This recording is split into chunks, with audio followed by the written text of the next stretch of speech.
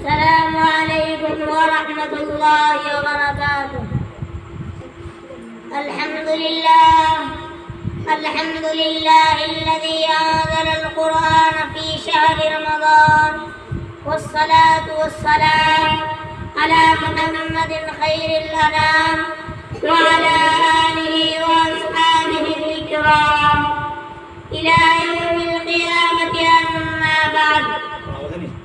قال الله تعالى أعوذ بالله من الشيطان الرجيم بسم الله الرحمن الرحيم يا أيها الذين آمنوا كتب عليكم الصيام كما كتب على الذين من قبلكم لعلكم تتقون।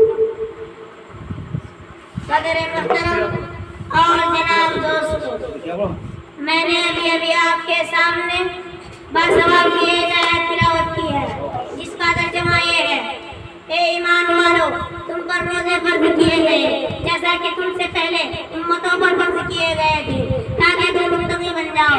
इस्लाम की बुनियादी तालीमात में ईमान, नमाज, ज़कात के बाद रोजा का दर्जा है। रमजान के पूरे माह के रोजे मुसलमानों पर फर्ज किए गए। जो शख्स बिना शहरी रमजान का एक रोजा भी छोड़ दे तो बहुत बड़ा गुनाहगार है। फरमाया मौला जनाब मुहम्मदुर रसूलुल्लाह सल्लल्लाहु अलैहि वसल्लम ने कि बिना शहरी रमजान का एक रोजा भी छोड़ दे तो अगर उसके बदले में सारी उम्र भी रोजे रखे तो उसका हक अदा ना हो सकेगा। रोजा एक ऐसी इबादत है जो सिर्फ इस्लामी में फर्ज नहीं हुआ है बल्कि दुनिया में जितने मजहब हुए हैं या हैं सब में किसी न किसी शक्ल में रोजा का वजूद है। हिंदू हो या ईसाई, बुद्ध हो या मूसाई, सभी रोजा रखते हैं। तौरात और इंजील के समाअत हुआ है, तारीख के औरात भी बताते हैं कि रोजा हमें सिखाता है। रोजा एक ऐसी इबादत है जो हर गाँव में अदा की गई है। रोजा क्या है? रोजा एक ऐसा अमल है जो हमें फरिश्तों के सब में ला खड़ा करता है। फरिश्ते न खाते हैं न पीते हैं, उनकी पूरी जिंदगी राया काम की तामीर में गुजरती है। वाकया ये है कि रमजान का महीना तरबियत का महीना है। आपका जी चाहे कि आप शहरे से तेज हो मगर नहीं पीते, आपके रूबरू लजीज खाने में मगर आप उनके तरफ आंख उठाकर भी नहीं देखते।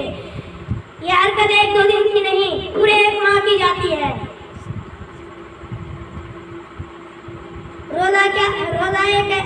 रोजा हमें सिखाता है कि हमें वही करना चाहिए जो सबसे पहले सरकार की मर्जी है।